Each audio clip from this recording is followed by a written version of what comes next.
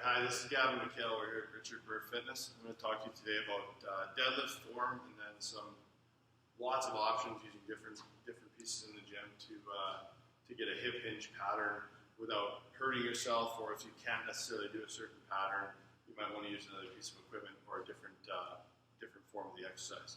So first of all, when we're talking about deadlift form, the first thing we want to talk about is creating tension through our core. So if you don't have tension through your core, you're going to be either in what we call an anterior pelvic tilt or a posterior pelvic tilt, which isn't really healthy for that low back. We want to be in a neutral spine position. So we want to lock in the position of the rib cage as compared to the position of our pelvis. So first of all, we want to talk about, and you might even need to do this before even touching the barbell, is creating tension through here, so breathing through our diaphragm. So the first thing that I'll tell people when they're going down into their deadlifts is to take in 360 degrees of air. So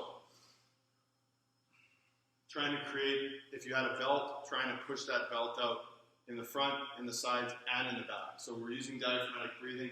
Before we even address the bar, we're trying to get a big puff of air and get a lot of tension through there. So there's our first part. So as we're moving through this, we want to maintain this position. You should be able to breathe in this position. If not, this is something that you're going to have to practice. So the biggest, most important piece of any hip hinge is maintaining a neutral spine throughout the movement pattern.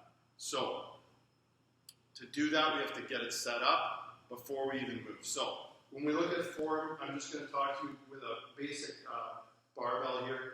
So first things first, we're going to take in that big puff of air. We're going to set that neutral spine. So a slight curve here, locking in the position of our pelvis and our rib cage.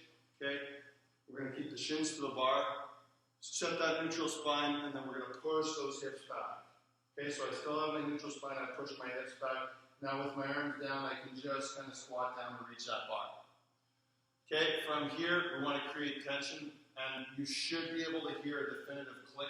And that's the barbell collar hitting the tops of the plates. So there's our tension. So we're going to create tension, and then the first half of the deadlift, you're going to drive through the floor. So drive through the floor, and then from here, you're going to pull the bar back and squeeze your glutes, full hip extension. So push the hips back down, touch, drive through the floor, pull the bar back, squeeze your glutes, push those hips forward, coming back down. So that's essentially our movement pattern for the deadlift. A lot of people end up finishing their pattern about here. They don't get that full hip extension by squeezing those glutes. That's one of the most important parts of this movement pattern. Okay, so the barbell, conventional barbell is what I just showed you. So feet hip width over top of the bar.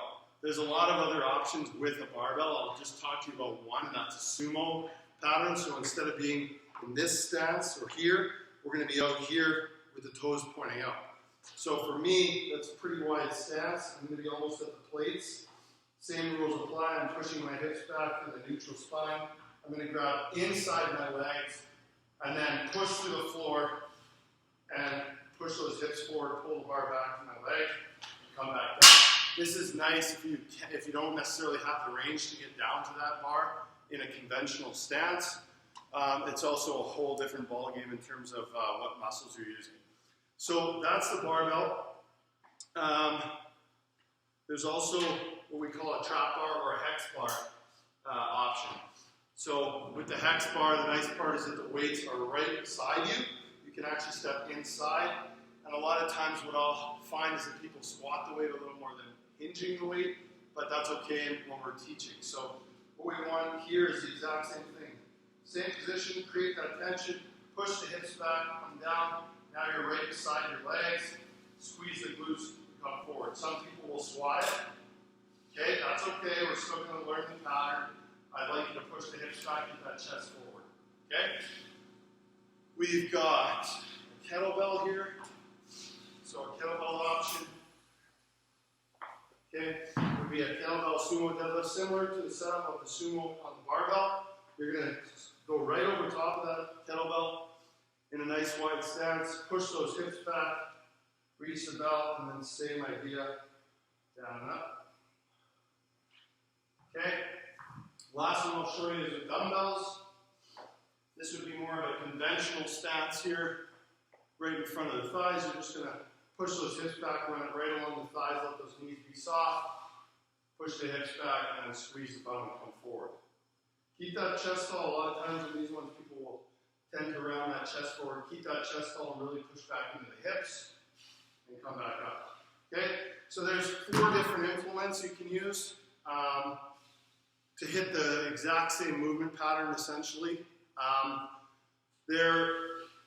This is a very quick rendition of exactly of the nuances of a deadlift, but you get the basics out of it. So we want to push those hips back, maintaining a neutral spine, letting the knees be soft.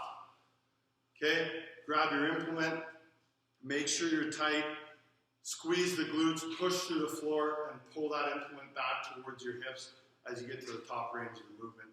Lock out in full hip extension.